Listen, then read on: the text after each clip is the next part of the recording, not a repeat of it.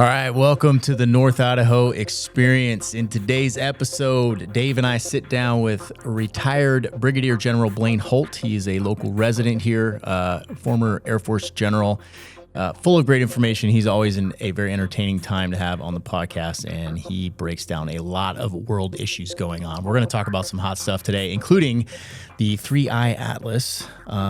If you're tracking that, it's kind of an interesting thing going on. We're going to talk about the Qatar Air Force base going into Idaho. We've had a lot of questions about that lately, and General Holt's going to break that down for us.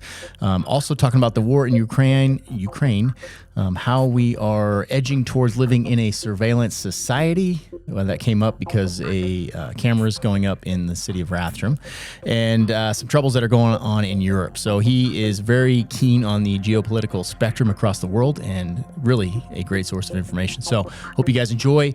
And remember, if you're looking to make the move to North Idaho or already live up here and need help with a real estate transaction, our real estate team is top notch, and we specialize in helping conservative families find their freedom right here in North Idaho.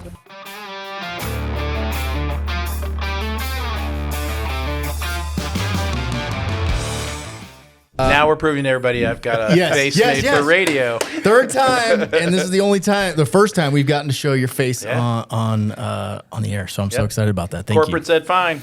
That is a Go Newsmax. Beautiful, beautiful thing. If you've watched our previous podcast with Blaine, we had his face blurred out during the whole thing, so you can see how pretty he is. But you could see the bourbon in my hand. 100%. Which I want none of right now. Oh, how you feeling, David? I actually feel good. I slept for 15 minutes afterwards. So he did a DUI wet lab at the local police academy yesterday. Oh, no. You should come with us sometime. That sounds like a good time, actually. It'll fuck your 2 day. It'll fuck 2 days up. No, I was fine. I'm tired right now. You metabolize alcohol like some kind of freak of nature. Even my wife is fine. I don't know what was wrong with you. Yeah, that's an airlift. What was wrong with me training. is that I've kept Party Boy in a cage for the last like 20 years. And I got, I went and did that. I did it last year. No parole? No. Wow. I did that wet lab last year, and the lady running it, super cool lady, retired ISP, and she's like forcing you to drink because they got to get you to a certain BAC. Sure. She got me there. I was like twice the legal limit. I was hammered. Oh, dude, I was only at 0.09. Oh, buddy. Yeah, no, I like wrecked it. That's crazy. I was amazed because we went out to dinner last night. My wife and I were going to a volleyball game to support one of our friends, and we get to Westwood. She's like, I need some food. And she orders a beer. I'm like, are you serious right now? Are you serious? All I want is water and carbs. Yeah. And you're ordering a beer? Good for her. It sounded, oh gosh. She's trying to keep prolong the time before you get, because when I drink early in the day like that, like I get hungover that night. Not even in the morning. Right. It starts that night. You go through the 5 phases. Yes. And it's extra shitty. Yeah. I was pretty sleepy, but I was pretty much golden at like 7, 8 p.m. I hate you for that. Anyways. Blaine, welcome again. Good to be here. We appreciate you. Blaine Holt, former colonel with the Air Force. No. Brigadier General. You're all wrong. Brigadier. I didn't Sorry. get into that much Why did trouble. I say colonel? I don't know. It's okay. I've been called far worse. No, super cool. And every time we have you on, it's fun because there's so many things going on with the country right now that to have somebody that has been in that arena and willing to talk about things like that is super cool. And you started your own podcast now. I did. Correct? What is that called? I'm in. It's called Dangerous Intellectuals. Oh, man. And it's my own project. It's about an hour a week, audio only. And we're on, I've got a website for it, dangerousintellectuals.com. But we're on X, iHeart, Spotify, Podbean, Apple, most of the places you can go get a podcast. Who are you partnering with, or who do you bring on that podcast? So, the guests are easy. I'm a one-man band. All the graphics, sound, script, everything is me. Video editing, all me. Dang. And, I asked Newsmax for a show, and they were like, we love this idea, just not at this time. And so I'm like, well, let me have my own sandbox. And so this is my own sandbox. And the idea is multiple topics across a whole diversity of areas. So science, technology, geopolitics, macroeconomics, art. But the common denominator across all of these guests are they don't think outside the box. They don't even know there is a box. They call balls and strikes. They are brutally honest, could care less about political correctness or any of that. but they're all critical thinkers. In fact, in some cases, even in just 6 episodes, you can see where some folks change their minds about certain things in the course of the interview. They're going, didn't think about it that way. Wow. And then I don't really tee things up with a big intro. I have what I call an afterlog. And so after I've done the conversation about 30 minutes, then it's the so what moment. What did we just talk about? And why is it important? Ooh. And what's that going to lead to? I like that. And so we've had some, the rabble-rousers that I've been able to have on so far are names that are probably not commonly known all over the place. But Tom Luongo, who is a geopolitical master and macroeconomic master, he's so irascible. He will just get worked up, and he kicked us off. Then my dear friend Michael Yan, who's in Thailand writing, doing his war correspondent thing. Then we get to Dr. Stephen Greer, the UFO guy. Oh, no kidding. I've heard of him. And we talked about 3-Eye Atlas and all of these things, and we separated. Oh, the big thing coming for us, right? Right. Oh, shit. We're going to have to pick your brain on that. So we talked about what's manipulation, what's real, and what's just garbage. You know what's neat when you say that? We were talking about this the other day because somebody was like, "Oh, do you think the government would let that stuff out?" And I'm like, you know what? They don't. It doesn't matter if they do, because they've created there's a platform out there, not theirs, just the social media in general, right, to where you can put anything out there, right, and people can't figure out if it's true or right, not, because there's so much competing evidence, compelling evidence, right, AI. That you can say there's UFOs, and there could be, and there's enough things to discredit it. They don't even have to worry. It's just all wash. So that gets back to something that we all talked about the last time I was here. We talked about 5th generational warfare, and we talked about psyops and information warfare, and that we're swimming in. And this gets us to the podcast that I'm releasing on Monday with Stephen Eugene Kuhn. He's an amazing individual, and he's going to become more and more prominent as time goes on. But it's separating the signal from the noise. And it's taking all the noise, all the crap you see, all the AI fakes, all the deep fakes, all the government stuff that we know is false. And then being able to develop yourself into a critical thinker that can pick out that signal and say, oh, that's real. That's a valuable puzzle piece right there. I need to have that. And so that's what this is about, and that's what my podcast journey is. Don't know where it'll go, but I certainly love the response I've gotten so far. And, it's a lot of fun. It's a lot of fun to have a free and open conversation about, well, what do you think about the city of London? Oh, well, where's the tin foil? Let's put some on. Yeah. Well, you struck on something there, like being able to discern what is real and what is not. And I feel like it's getting so much harder. I'm scared where we're going to be in 5 years. I've noticed my kids, so teenagers, seem to be better at this already naturally, spotting something, like looking at a video and being like, that's AI. Right. I don't know why, but maybe it's the way their brains have developed growing up in that world. Those of us that are a bit older didn't have that. But where do you see this going in the next 5 or 10 years? Yeah, separating fact from fiction is going to be increasingly hard. And I think what we're going to do is get ourselves into a bad spot. But what I also see is a market demand signal and I think it probably sits on a blockchain someplace where we're going to get discernment tools so that you can quickly go fake. Oh, no, this one is not validated as fake. Or you get like an error bar. There's an 80% chance of what you're looking at is authentic or something along those lines. But there'll be a whole variety of products that the young ones will go develop and say, hey, I can make money at this. If I can give you a filter to show you that you're being lied to, or that you're being manipulated. The tricky part is that I think a lot of people they're in a space now that they want to be, they want to have that emotional, angry reaction. Yeah. And they won't even bother. Yep. They'll just see it and Stephen and I get to that on Monday, which is about the global manipulation and how you're being played with in a frequency sense. Because if I can get an emotional anger reaction out of you, I got you. Because I'm actually going to your hormones with a frequency. I am getting you with the language that's going to hit your normalcy bias. You'll either reject it or you'll get visceral on it, and then you'll start dumping dopamine and you're getting positively reinforced. But that's part of the new education that we're all going to have to go through. And we're going to have to teach our kids, which is like, hey, did you just get flash mob angry right there? Yeah. Why? Do you think it was you? You know what's been crazy too, though, and so I've been getting all these feeds right now for animals. They're Have you seen those? Still, Yeah, so good, dude. you know, there's a cheetah on the front porch, and the mom's like, "Oh!" and like comes after the kid, and the dog comes and saves it.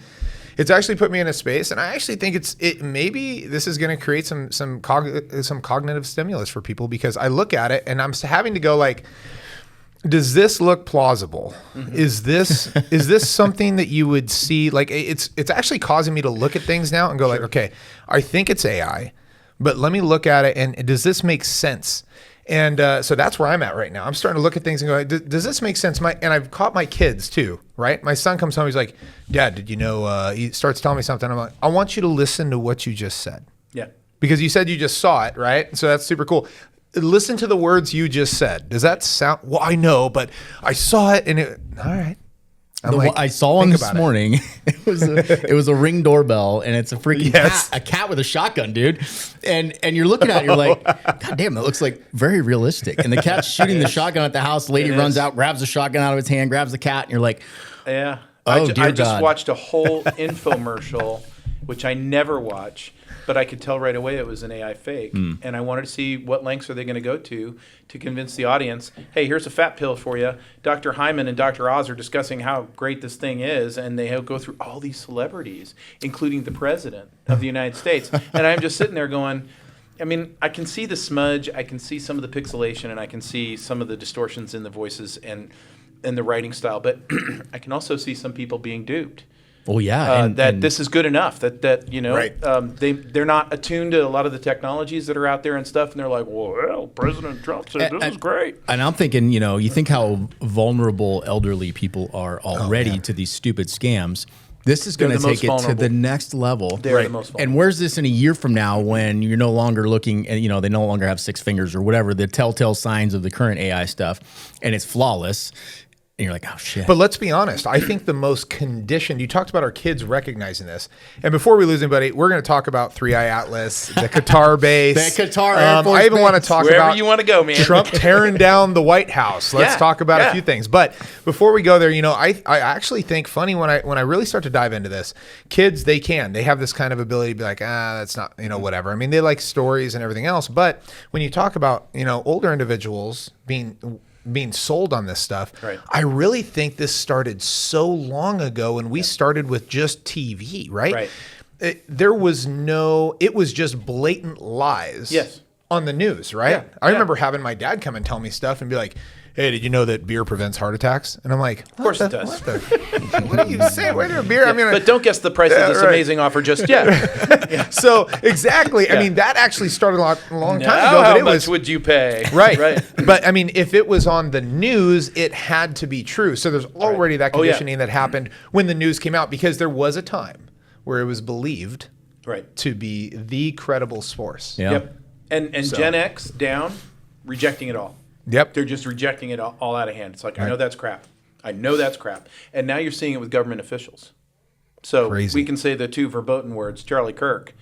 And it's like, for about 5 to 7 million of us who are trained, your story is ridiculous. Weird. So I don't know what happened to Charlie Kirk that day. I know he's gone. Yeah. I just think that you trying to tell us how he's gone is ridiculous. And we know better. It's crazy. And you know that we know better. So why are you doing that? Yeah. And of course, there's more to come on all of that. There's more to come on the Epstein stuff. But will there, though? You know what I mean? Or is this going to just I'm watching a lot of the British press. Yeah. And the investigative work being done in Great Britain right now, or in the UK right now, it's phenomenal, because they're all hovering around Andrew. And Andrew's being stripped of his titles. And it's getting into all the others. And the others are starting to turn on each other. And that's going to so America's not getting out of this. The other thing is one of my favorites, and I want to have her on my podcast in case she gets this. Whitney Webb is probably the best investigative journalist in the world right now. And I put her right up there with Catherine Herridge and others. But she lives in Chile. She's an expat American. She wrote the books One Nation Under Blackmail, Vol 1 and Vol 2. Massive books. They're so well researched. But her target is, here's where the Epstein thing goes back to in its origins, and you got to go back to the turn of the century, like in the 1900s with the Bronfman family in Canada running booze.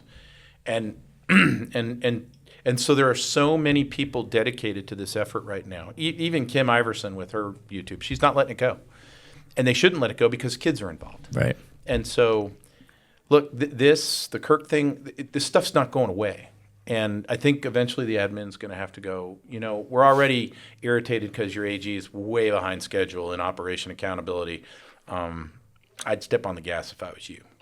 I mean, how does the government recover from, as these things start to come out? Now, I mean, I'm seeing more and more stuff come out about 9/11, and I'm like, I'm actually questioning things now. Should be. And you should be. And that's crazy to me. I mean, I'm from New York. Look at Tony Schaefer. I'm on with him all the time. Yeah.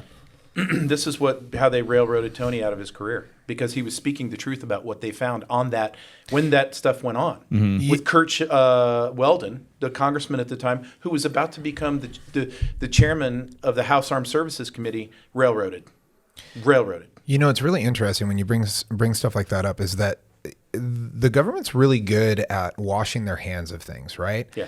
I really can't, obviously details are things that I'll never know, but I think there's a lot of opportunity for the government to not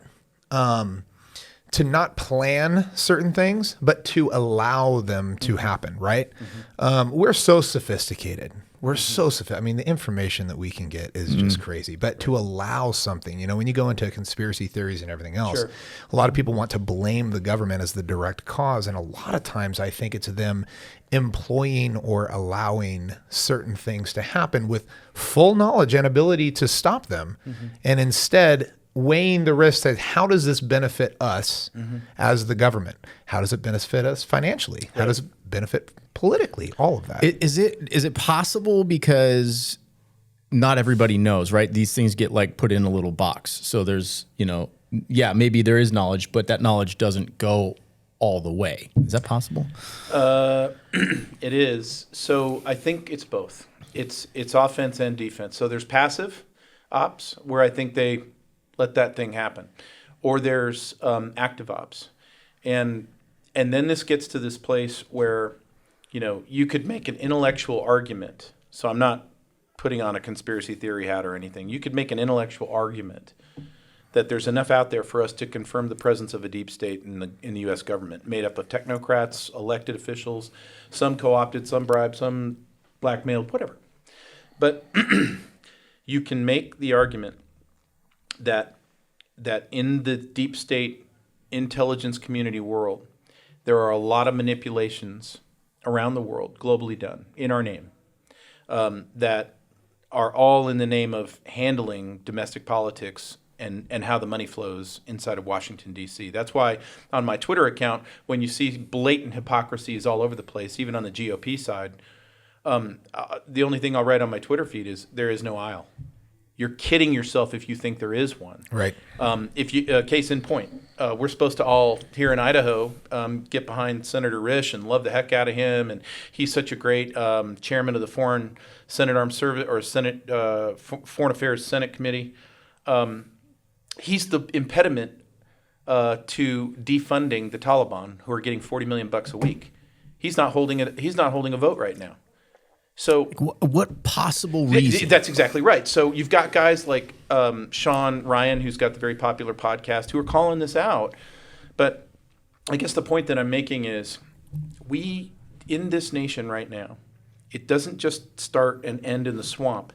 This divisiveness is across the entire nation, and we're all being manipulated into you hate that person because they're a Democrat. You hate that person because 100%. They're this. Red versus blue. It's like Alex Kreiner. He's a very popular guest on podcasts. His handle on Twitter is @NakedHedgie. He's a Croatian guy, hedge fund guy, right. Monaco. His assessment of the whole thing is, and this is about illegal migration as well, especially in Europe, they're taking the black ants and putting them in a jar. They're taking the red ants and putting them in a jar, and they're going to close the lid and shake the jar. Well, guess what the ants aren't doing? They're not going after the one who's shaking the jar. Right. And this is what the manipulation is about. And all of those lines of effort support that. So when you look at a thing like Risch is not doing this, why is he not doing that? Or you see a governor like Greg Abbott turn a blind eye to a Muslim city going up just north of Dallas. You're like, these things don't make sense. No, it doesn't. It's out of line. What's the benefit or the motivation for somebody like our representative turning a blind eye to that, or not voting when it's somebody that can prevent ISIS from getting Who does money he and owe a everything? favor Follow to? their money. No, and it's not even favors. It's follow their money. Who's paying them? Who's pressuring them? Who's extorting them? Who's bribing them? Who's blackmailing them? I'm not suggesting that Rish is involved with any of those things, but what I am saying is when you do something that's antithetical to your oath to the Constitution, then we should be looking at you, and we should be saying, why are you doing that? We should be looking at the motivations and going, there is a reason that you're blocking this from coming to a vote in your committee. So what is it? Tell us, because this should be a no-brainer. And for vets who went off and fought in these stupid wars that led to nothing but misery, watching a government get in bed with things like Al-Qaeda in Syria and watching a government, say not so fast on defunding the Taliban. Okay, we'll listen. What grand strategist thinks this is in our best interest? Just go ahead. We'll listen to the argument. Right. And that's the whole point about, so let's go back to Charlie Kirk for a second because I'm attention deficit disorder. Okay, so you've told us something about this working theory that the government has about how he was assassinated.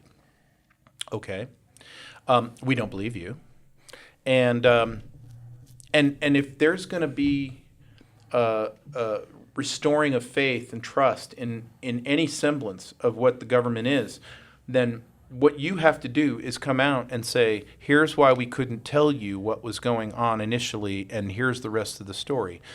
But if all we get is a steady diet of documents that are 100% redacted, no, there was no need for an autopsy, or there was one and you don't get to see it, or in whatever case it is, whether it's Charlie Kirk, the Epstein thing, or any of these other things, all it does is erode public's confidence in not just federal government, but this gets back to your recent podcasts, local and state. Do you think there's a point where just they don't care if it erodes the trust? Because I think they don't care. Because I think they don't think that you vote them in anyway. Right. And that's the hard part is like when you start thinking about, it's eroding the trust. I was on Facebook the other day and I was arguing with somebody. Every now and then I kind of get in that mood and I'm like, no, let's do it. And no, somebody posted and I completely understand their stance, right? Sure. But I'm like, here's another point of view. They're raising a traffic camera in Rathdrum. Yeah. And people were like, oh, here it goes, more surveillance of us and everything else. And they were throwing a big fit, right? And people were like, this is against the constitutional rights and our privacy and everything else. And I said, hey, and I brought up the fact, I said, you literally walk around with a tracking device every day that can hear what you do, knows every website you've gone to, understands your thoughts, your emotions, how you're feeling, who you talk to, what you look up, and it can be tracked 100%. And a person can back, so well, I'm buying a safe phone, whatever else. And I'm like, so here's also the lie, right? You think that because somebody is selling you a safe phone, right? Sure. I was like, do you realize the subsidies that the government gives Facebook and Instagram and Apple and all these other things that develop technology that can be utilized to their benefit? Right. Like I said, sometimes the government doesn't have to go out and make the tracking device. Sometimes they go, you have a great piece of hardware. This is fantastic. The world's going to love this. How can we help? Right. And, so I laughed. I said, why don't you just avoid the intersection? If you're that worried, just avoid the intersection, man. He said, well, the cell phone is my choice. I go, so you under your own choice decide to be surveilled 100% of the day, but you're worried about the 4 seconds a day that you're going to pass this thing, and they read your license plate, which is, by the way, public information. Okay. Now let me play his cards. But please. Okay. To play his cards better than how he played them, I'd get to the 100,000-foot level. Okay. Yes, you're under total surveillance with your little brick phone. We all are right now. Right. And we get that. Where we went wrong was we didn't understand we were the product because of all the free crap that came across that thing. And then when that iPhone took a big jump from like $700 to $2,000, that's the day you really became a digital slave, pretty much. And here's the thing. The people's journey along this continuum was, I have this convenient tool. It really serves my needs very well. Nobody seems to be messing with me. It's safe. I'm fine.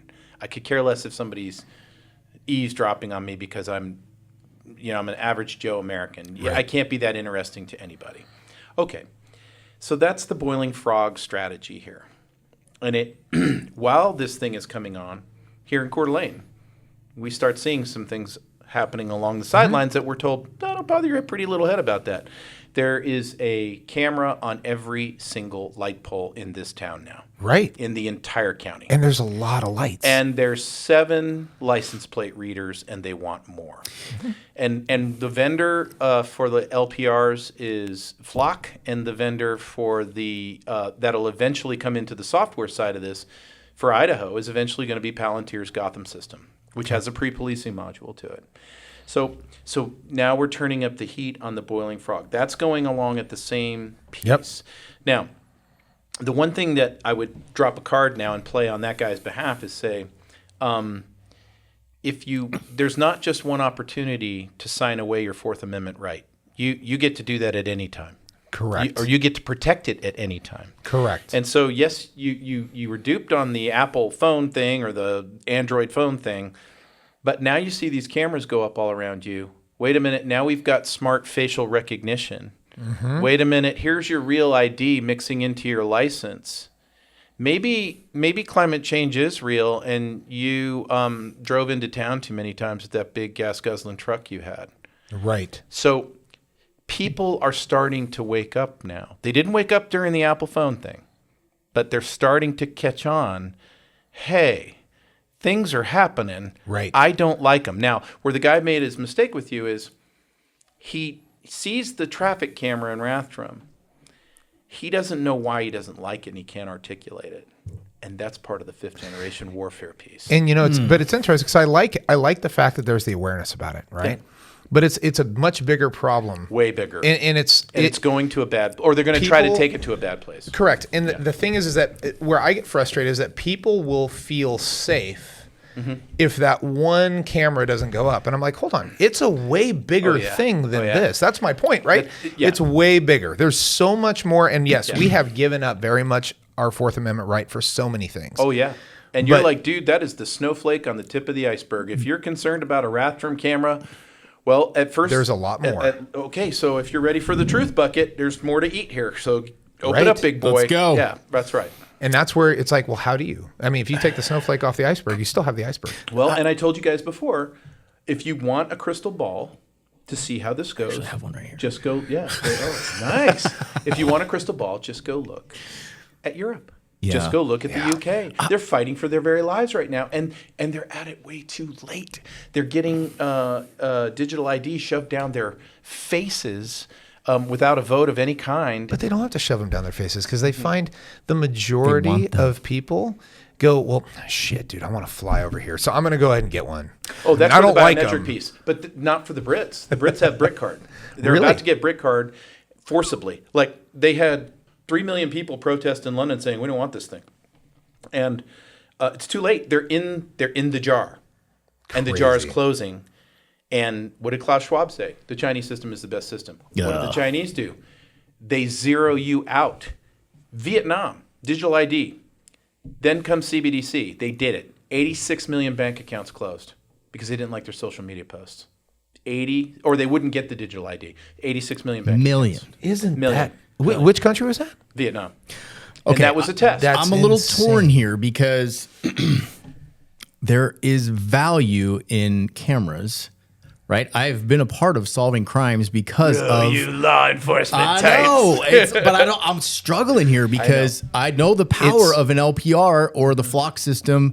Like if my child was abducted, of course, or anyone's child is abducted, and they can find that person immediately, it's like that is valuable. I'm with you because that is something. If my kids go missing, I want anything and everything to find them. Right, that is an at home. That is the largest thing. Then go back to what we had in the 70s. Yeah, in the 70s, if you were law enforcement, you had to be clean on the way to that conviction.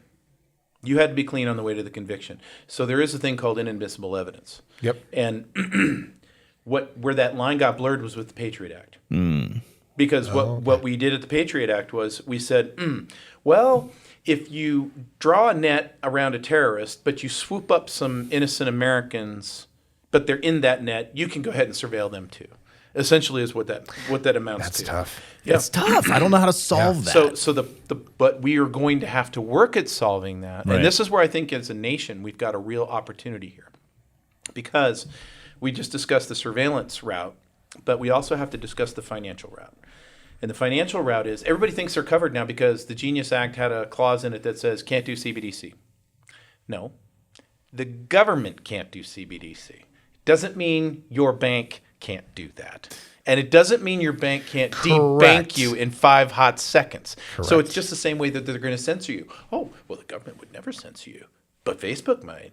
Yep. And they're your public square. And the government's going to help fund them. I mean, the government that's will what help. happened in Canada, right? That's exactly what with happened. the trucker rally. That's exactly what happened. And so where we have the opportunity right now with these technologies is that we, the people, have to get onto the books the safeguards that we need. So when we talk about, yes, we see that you can see us at all times, but you can't use me.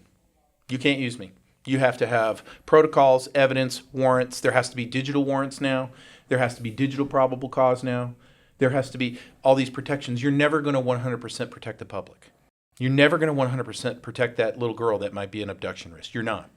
But there is a merge. There is a happy merge that what we can't do is say we're in a different time and a place. The founders never knew that this would exist, and the Fourth Amendment, Fifth Amendment, Sixth Amendment can no longer exist. Because if we do that, then you and I can have property. It won't matter. Yeah. It won't matter. You don't own property now. You can literally pay taxes. You're renting, you can lose your property. You're renting your property. Florida's the only one that's got it right, in my view, which is they're about to remove property taxes. That's pretty crazy. Man, that's a sticky one. I don't know how to. Thankfully, there's smarter people in the world out there than me, but the camera thing. I know it's hard to believe. The camera thing. You know, I'm still stuck on it. I always defer to privacy, of course, but at the same time, I know Look, the power. you've heard me say it before. I feel strongly about it both ways. Yeah. All I'm saying is look at the pattern of behavior from those Right, and that's the who scary thing. espouse this. I So agree. we're going to let Alex Karp of Palantir determine what's fair and just in this nation? Is that what we're going to do? Because some of the creepy crap coming out of his mouth, which is, well, we find people and we kill them. It's like, listen, soy boy, you don't kill anybody. That's a dude wearing a uniform with a gun, okay? But they'll put out a video to talk about a 1 gram piece of explosive on a little butterfly drone that can get out there and zap anybody. And That's it's terrifying. like, so it is. And so you got to look at the spiral of bad when you're out to protect the American people. Right. So you could have all the best intent in the world. You can. But I don't think we've gotten any safer from NSA listening to 100% of every phone call we make in this nation. And you mentioned maybe a warrants system. So they need to find somebody, get a digital warrant. That opens another can of worms because we've been going through this. We started a judicial watch group, and we all know that the judicial system is flawed, and there are definitely bad judges out there. So So do you want them to turn it over to AI? I'm not saying that for sure. I'm just exploring that as an option, right? And there's fears in that too. And obviously you need to have oversight, but honestly, it would be probably more fair and impartial I want the lights to go out. to do. That might be That's what I want. I want the lights to go out. might be the solution. Just boom, just EMP, everything's done. Let's just go back to dude. I'll Start I'll over. grow tomatoes. I'll be Okay. the tomato growing guy. Okay. All right. I'll be the pasta guy. Dude, we're gonna be We're going to be friends. great. Yeah, let's start working out some deals right now. I already got the egg hustle going. So I'm in. Let's jump real quick. I want to go because we originally we were getting blown up about this Air Force buddy. base Yeah. in Idaho that Yeah. is a Qatari Air Force base. Worst communication strategy in history. Pretty bad, huh? Somebody For the said that, and Pentagon. it's like, whoa. Yeah. What's up? What's the deal with this thing? Yep. So it's very irritating because I'm an Air Force guy, and I can tell you that afternoon my phone blew up. Oh, I can Newsmax called me imagine. for 18 interviews. I mean, it's just, and I look at the whole thing and I'm like, great. This is Nice job, dude. yeah. Can I have a phone call with Pete Hegseth, please? Hey, could you and Sean Parnell get on the phone? Because I'd like to give you a little coaching. Dude. So here's the thing.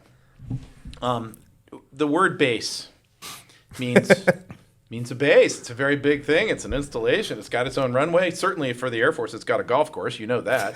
But not so fast. The Qataris, they fly our jet. or they're going to be flying. They fly a lot Which of our jets do they fly? They fly the C-17. They're going to be flying our F-15EX. They buy our stuff. Okay. Well, what are we trying to achieve? We want the Qataris to be more responsible in the region. We want them to separate ties with Iran, Hamas, all of the proxy groups. We don't want them harboring leadership anymore.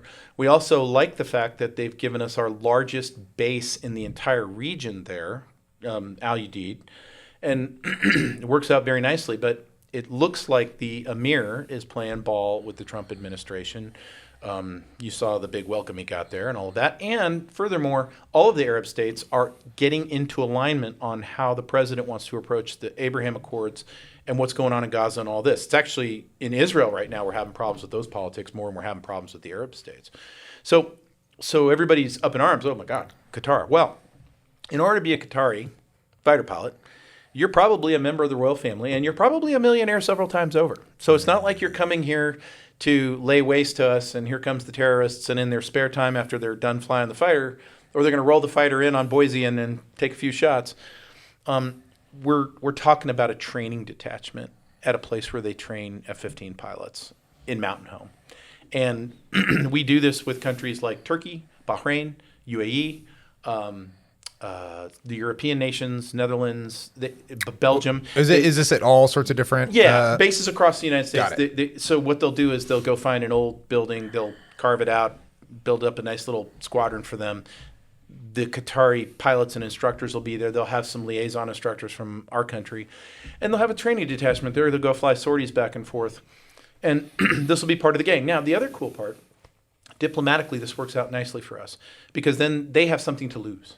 So if you start to see Qatar move in a direction we don't want them to move, well, it'd be sure a shame if we had to eject you out of Mountain Home, and then your F-15 becomes worthless to you because you're not going to have the training, the parts, or any of that stuff. So they're making a big commitment, but they're getting entangled. And when you get entangled diplomatically, now I can start to work on behavior. And so I think overall, it's not a bad plan. It's not without risk, but it's also not a bad plan. And the other thing is you can turn it off in 5 seconds if it goes bad. So, go ahead. Was there a reason they chose Idaho over other places? Yeah, the weapon system.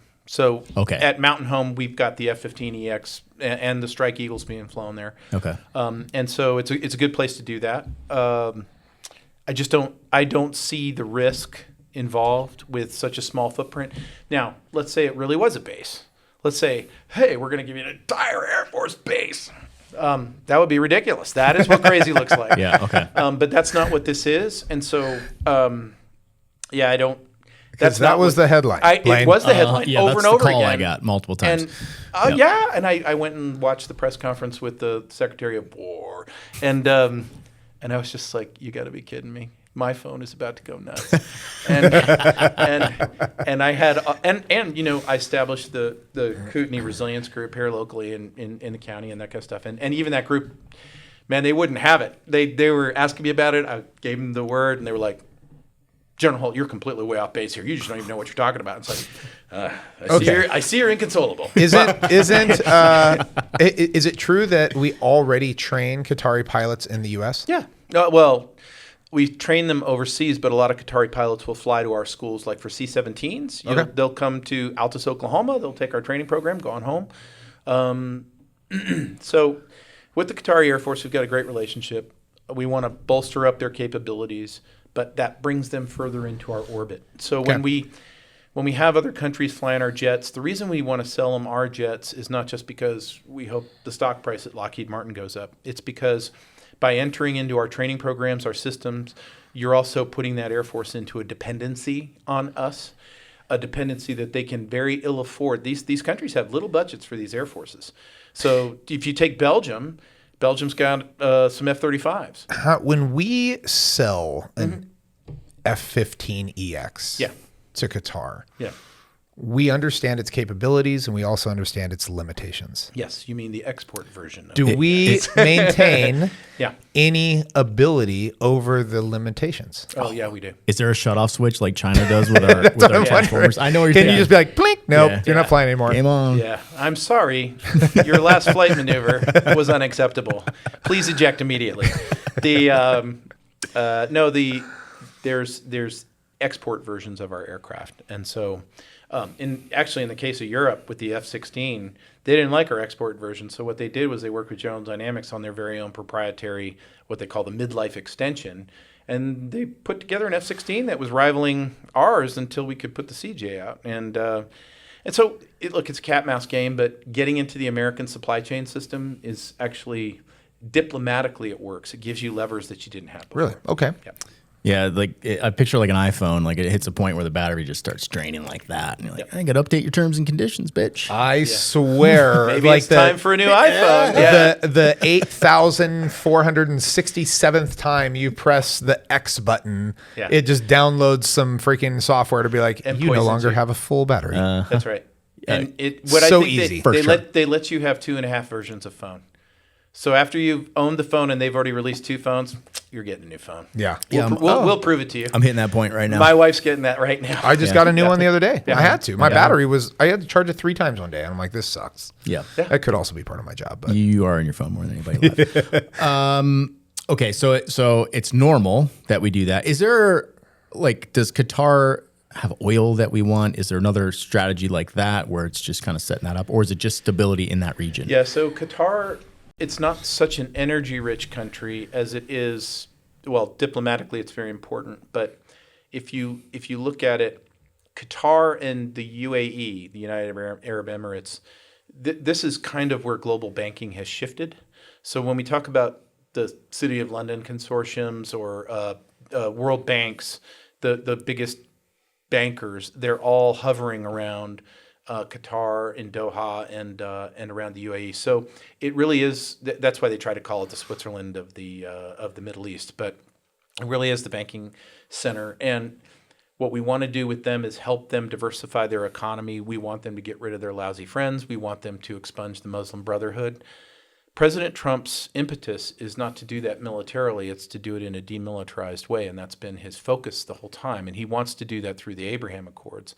Qatar itself is not going to go quietly into the night without having the ability to defend itself, to be a regional player of some stature. So there's going to be some military stuff that comes along with that. So is the strait that Iran controls right there on the edge of Qatar? Is that the Strait of Hormuz? The Strait of Hormuz is where the choke point is. That's between Oman and Iran. Oh, it's Oman. Okay. I knew it was down there. I knew there was talk when everything went crazy with Iran that they could shut that down and that would be a major issue in the area. So I didn't know. I know Qatar's over in that region. I wasn't sure exactly where it's at. Yep. Random question just popped into my head. You mentioned Trump. The answer is 4. And I thought random answer. Got it. How do you feel about Trump's presidency so far?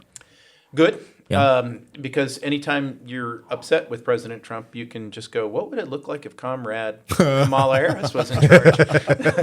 I can tell you what it would look like from Uruguay, where I'd be living. Yeah. So drinking mate. Yeah, that's right. I'd be drinking mate and raising my llamas. Sounds pretty good, actually. It does sound like a good life, actually. Look, I think things are going well. I think there's a lot of unforced errors. My friends who are on that team, they get to hear from me when that happens, but I don't know if I ever have a whole lot of sway or influence. I think the president is hell-bent on stopping World War III at a time when there are globalists trying to spark it and light it off. Why does anybody want that? I mean, do they think they survive that? There's a financial collapse coming. Yeah. And that's not financial advice, just for your listeners. But what I would say is if you look at the long-term bond markets, like a worldwide financial collapse. Okay. If you look at the liquidity in the system, if you look at private banking, we're getting to a place that looked a lot like 2008, but times a million, and so okay. And if you look at what happened in the metals markets this week, gold, silver took a dive, 5%, 7%, the biggest single drops over time. So these folks that are well above the level of the World Economic Forum, the ones pulling the strings, up into your Rothschilds categories and those types of people, they know this debt-based system is getting to its break point. We're going to be, next Friday, we'll be at $38 trillion in debt. And that's not the unfunded liabilities, which were about Solid. 120 trillion. Wow. Okay. So by 2031, OMB is now forecasting by 2031, 100% of all taxes paid in this nation have to go to debt. Okay. Damn. We're getting close to a force majeure here. We're getting close to the bad place. And so there's options, and I see what Scott Bessent at Treasury, who, by the way, is brilliant, knock dead brilliant. He is absolutely the MVP of the admin, in my view. We've got to re-engineer the system. But at the same time, the globalists are like, I guess we're going to have to do what we did 2 times previous when this happened, which is let's create a damn big global war and blame somebody for it. So here we go. Let's spark the war with Putin. He can be the bad guy here, and you caused it all. And if we do see the bond markets and everything explode, a 70% correction in the stock market, who's responsible? Oh, it's the Putin guy. He did it. I feel like the Putin thing is a bit forced right now. Like I said, this comes from no background in any of this stuff, but when I watch the news, I feel like every time there's almost a headline being put out like he could do this, but he's not. Like, I mean, yes, him and Ukraine are going at it, but I don't see he has a lot of power. Yeah, Russia has the ability to do some pretty crazy shit. I get into this fight with the And they're not. neocons every day, Yeah, and they're because not. they'll want it both ways. So I'll be fighting with a neocon, and on the neocon side, you'll sit there and they'll go, if we don't stop Putin in Ukraine, then he's going to gobble up Europe. He's going to the Balkans next. I don't. Okay, hold that thought for a second. Yeah. This is an army that in 4 years couldn't get to the Dnieper River. Okay? So hold on a second. What's he doing? And if you keep poking that bear, okay, what you're going to do is you're going to get into where his advanced capabilities lie, and that's all in hypersonics missiles, nuclear weapons, Poseidon, EMP, all the 5th-generation warfares. There's no in-between. So it's you have an orc army or you have the varsity. You don't want any of these things.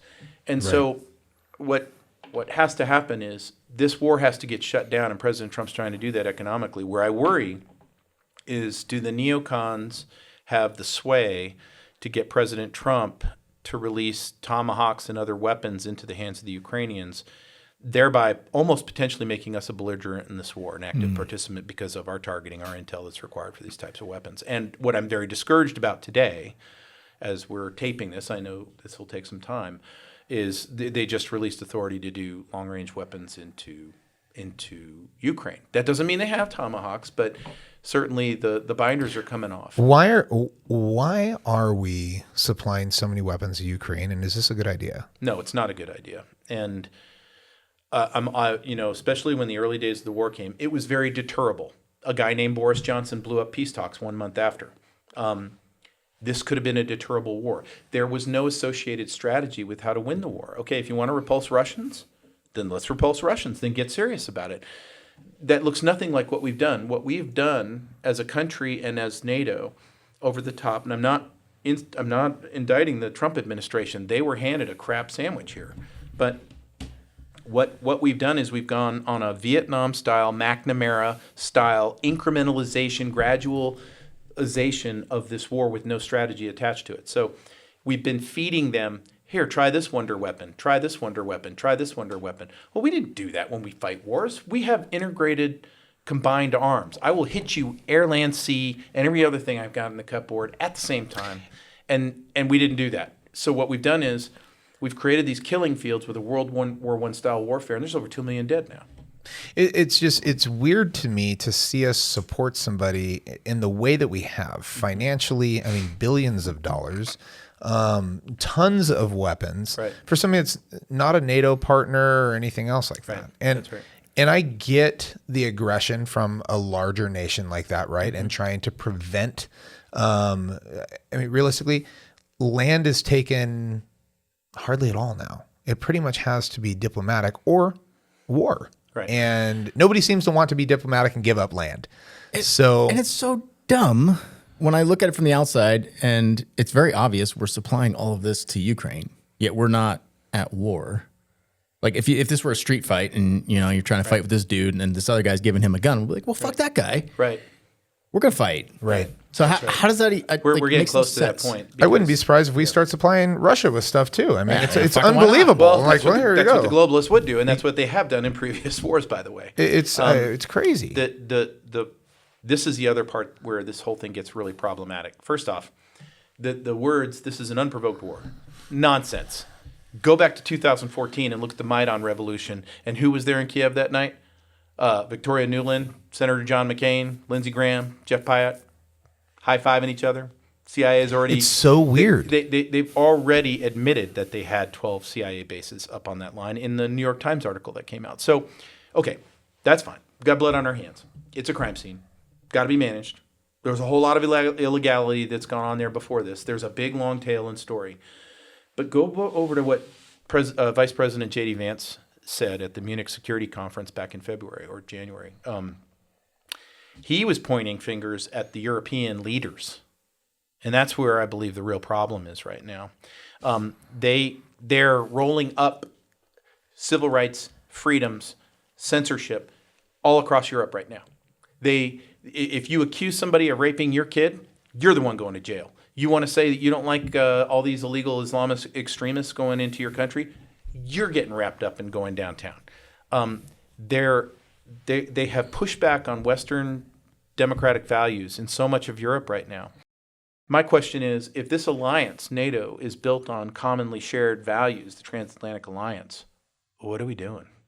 Why are we associated with this? Right. 100%. If I'm supposed to say that at an Article 5 meeting, we've got to go defend this continent against a very aggressive Russia, okay. What are we defending? Because I've had countless guys debate me on television to go, we're defending democracy. I said, where? Tell me where that democracy is. Right. Well, I mean, we look back in the 30s. I mean, we were isolationists, right? I mean, we used a war to get out of that. I understand when you go back and you look at history books and you see why Roosevelt brought us into a war and why potentially December 7th, 1941 was allowed to happen, right? Not manufactured by us, but allowed to happen to create an emotional, visceral response from everybody in the U.S. to say, let's go to war, let's do this. That's right. And all of a sudden you have the votes. I mean, I don't know if that's the same type of thing happening again, but yeah, we went and then all of a sudden we've been allies with Europe ever since. Right. There was a time where we were allies with Russia. We've 1867, best of friends. They bailed us out, we bailed them out. That's how we got Alaska. So it's in their interest to keep Russia and the United States separate from each other. And quite honestly, many an American president has been manipulated by this uber high-level banking consortium called the City of London. You couldn't be a president without going through Chatham House and impressing the people at the Royal Institute of International Affairs. President Trump's the outlier, and that's why they don't like him. That's why these think tanks downgrade him at all times. And he brings them into the principal's office, paddles them like hell, and they go back out and they go work against him almost immediately. So a lot of people are like, we got to get that Putin guy to the table. Well, do your best. But they're winning militarily on the battlefield. And honestly, since the President Trump came in, it's the European heads of state, Ursula von der Leyen and Mark Rutte, Macron, Starmer, they're not following his lead. They're like telling President Zelensky, double down, we'll get you more money, there'll be more weapons coming, we'll work over the United States. And it's guys, do you understand what 2 million dead means? Do you understand we've lost 20% of this country can't come back? It's crazy. You don't see that in the headlines anymore. They won't publish it. And this is horrific because if we normalize that it's okay to have 2 million dead in a war, then what number's not okay? Because my concern is that we're heading to the bad place. And I laud and praise President Trump's efforts for trying to work the world out of these very difficult situations, whether it's the Middle East, China, Russia, right. Now with the cartels. I love the cartel war. I love it. And I'll tell you why. Yeah. Because first off, they're killing 100,000 of our people every single year. Yep. Where in this country would we ever let someone take 100,000 Americans out every single year and we don't call it an act of war? Right. Well, here's the other reason why it's so good. The cartels, you can think of that as like the veins, the aorta, and the bloodstream of all illicit activity in the entire planet. So everything, it's all the laundering, it's all the money, it's all the trafficking, it's linked to the cartels through everything globally. So if you think the Venezuelans aren't hooked up with the triads in Hong Kong, you're just not quite ready to discuss anything. The triads are a thing? I thought that was just from Steven Seagal movies. No, they're a real thing. Oh, no. Was it Jackie Chan? Yeah. My bad. Yeah. So that's crazy. So the big thing is he's going after this. I don't want to see it happen with 100,000 person invasion force like we've done stupid wars in the past. But if we're surgical and if we take out certain targets in certain ways, we're going to start pulling on the Jenga blocks to all of it. What's all of it. You said the bad place. Is that all out nuclear war? Yeah. And nobody lives, right? No, and nobody, because we're Cold War babies, nobody understands these days what that really means. Right. They don't. Hiding under your desk in school is not going to protect you? I knew my desk would save me. Yeah. Well, the thing is, too, is that, you have to be so careful with weapons like that, right? You talk about sending 100,000 people overseas. I'm not wanting to see 100,000 people die, but there is some strategy to sending people as opposed to pressing a button because it escalates things really, really quickly. Really quickly. I mean, that's scary stuff. So, when you say that, I mean, going to World War III or to have some sort of nuclear response, I mean, I don't know where that goes. I don't know if it's something to where a few things happen and all of a sudden everybody goes, we need to relax. Like we've just caused. Oh, like a couple, right? Which would be tragic because you're talking millions of people. It would be tragic, right but I think it doesn't model that way.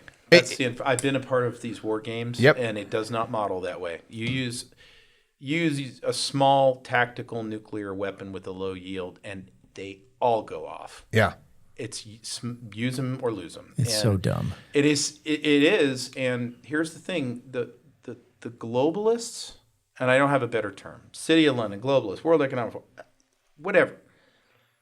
They are getting to a desperate place. Their monetary system is dying, and it's ending soon.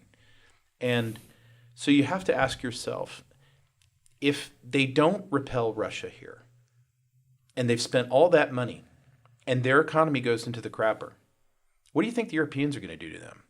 So what do you think the motivation set is for some false flag where, I don't know, some crowd pleaser like Big Ben, Westminster, gets tagged by a 10 kiloton yield, and we all find out in the forensics that it's a Russian weapon?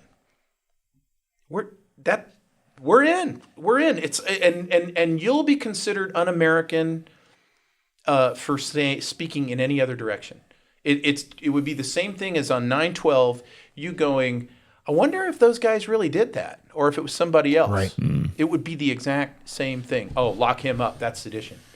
So on this side of it, I know that President Trump is doing all he can, but what I worry about is that the neocon voices who are trying to help him with strategy are, hey, you just need to get these deterrents in place to get President Putin to understand we're serious. So get these tomahawks going. And it's like, no, they can reach Moscow. If Ukraine is losing the war, and it is, and they get to a desperate place and Kiev is in question, do you honestly believe they would not throw a missile at the Kremlin? Of course they would, because that's what we would do if it came down to defending our country and we're about to lose Washington. You think I care what they think about in Moscow? No. So we really have to put our strategy hat on, and this is this golden time where we can walk this back. That's what he's trying to do. What happens? Like, you see Washington disappear. You ain't growing tomatoes, bro. I'm saying, you see Washington disappear. You see Moscow disappear. What happens? And then the whole world goes up. That's crazy. Then the whole world goes up. Yeah. I just can't, like, I've been thinking about this more and more.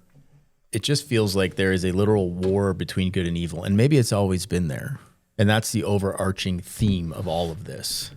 Yep. All of this. And we're distracted. We're intentionally being distracted, and, conservatives hate liberals, liberals hate conservatives, everybody. And it's like, man, how do you fix that? Everything is a distraction. And so that's what Stephen and I talk about on Monday is the first skill you've got to develop is the cue to use your peripheral vision. And what I mean by that is you see a big event, and it captivates you, and you're like, okay, I see it. I recognize it. There's a big event being put in front of us. Look left, look right. Do it immediately. Do it immediately. As just get into a habit pattern of that. Meaning, okay, what can I not see? So this week you had the gold thing. You have the strife in the Middle East with Gaza. Does anybody understand that Xi Jinping just became an ornamental leader in his own country? Nope. We don't see that. Does anybody understand that over 146 top military officers that were loyal to Xi Jinping have just been removed? Does anybody understand that he has now been the nuclear football equivalent for Xi Jinping has been taken away from him, and it's in military hands now? That happened? That happened this week. I had no idea. That's exactly I don't even know where this is. So you had China. In China, you had the fourth plenum, their Congress, play out. And for 1 year now, Xi Jinping has been under rival factions and gangs trying to devolve him of power. Sometimes he's talked about stepping down. Sometimes he hasn't. What's going to probably come out in the days ahead is that, he's got some health problems. He'll probably step down fully by April. But what this means is that they went through 5 of their major events and could not resolve who's in actual charge of China. And so this week, did you see that? No, you did not see Nope. that. And so that's why I say that a good process to get into is major news story happens, go through everything else. Understand that's the major news story. Charlie Kirk dies, Epstein thing comes up, a Gaza thing goes down, a new bomb blows up Kiev, whatever it is, market crash. Don't stop right there and say that's the news of the day. Go look at other things for other things, because it's likely that there's something going on. I mean, the only thing that could fix all of this is, in my opinion, the arrival of aliens, which leads me to my next question. Oh, gosh. I want to talk about that. Let's go. In fact, I'm rescheduling my next meeting just for that. That's what I was looking down at my computer for. 3-Eye Atlas. Yeah. Is that the next distraction, or is this our saving grace, or is this the Is end? it already past us? I thought it went past us think so. already. Didn't you see the cool pictures of it? I did. I've seen a lot, but I don't know what's real. What's I not. saw something look like it's from Independence Day. Is guy, that it? There's a guy waving on it. I don't know. I don't know if you guys saw Close Encounters of the Third Kind back in the day with Dreyfus, but it looked like an identical replica of that one. Here's the thing, and this is why I had on my number 4 episode for my podcast, Dr. Stephen Greer, UFO guy, wanted to get into what is real, what is not real, and what's a nice manipulation. Government manipulation, because NASA's involved with this. So 3-Eye Atlas is the size of Manhattan. It, early on has no comet tail. NASA sent us pretty pictures of the Hubble telescope showing a white blip moving from, this part of the screen to this part of the screen, and here it comes. And apparently it's coming back. Mid-November is it's going to sling around the sun here, and it's going to come back. And then when it passed by here, I think they reported some sort of hacking or frequency anomalies or Schumann resonances, whatever. People would see weird things, spheres, orbs. That's what they came here for? Make people see spheres? Well, here's the thing. And then they're going to leave? Yeah, right. So that is the part of it. So you see the event, and you don't even have to, for a UFO thing, you don't even have to be good at whether it's a real UFO or not. Okay? What you have to do is understand what your process is going to be. So let's say something the size of Manhattan's barreling down on us, and it's hostile. Well, okay. What's my checklist? Get my bottle of bourbon, pour a nice shot, because I don't have technology like that. Mm-hmm. I cannot do anything about that. But if you go back to 1932 or 38, I don't remember, Orson Welles' War of the Worlds, they got people on War of the Worlds to kill themselves. They're like, isn't that crazy? It's too late for me. The aliens are here. Well, we're a little more sophisticated than that now. I think most people are like, okay, there's aliens. Listen, I got bigger problems. I got a mortgage check to pay at the end of the month. Right. I'm still going to work. So I got cameras in the bathroom. I got to fucking worry and about. If it's real and hostile, you got it covered. Go get some bourbon.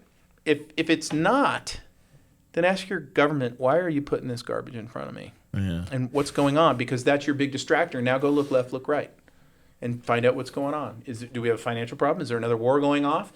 Is it digital ID time? What else do you got in mind for us to condition us for this? Because it is conditioning. So when I talk to Stephen, who's very, very qualified man, and we're talking about quantum physics, these things, real extraterrestrials, typically have interstellar travel capability. So you wouldn't go streaking across. You mean they don't ride off of gasoline and stop to fill up? They just kind of appear. And it's like, wow. Yeah, no, hey, listen, the ship's been hanging out at Earth in this dimension, this dimension, this dimension, this dimension, and it's all a physics thing. And so when we talk about anti-gravitational stuff, that's because nobody wants to travel 400 million light years. Yeah, no, that doesn't make sense. No, there's no frequent flyer program for that. So, no. And so, if you get into the basics, and he's working an active case right now, which is really an extraterrestrial. It's called the Boogosphere. That's wild. And they've got it. It landed in Colombia. They've got it in Mexico. They carbon dated it. 17,000 years old, and it's.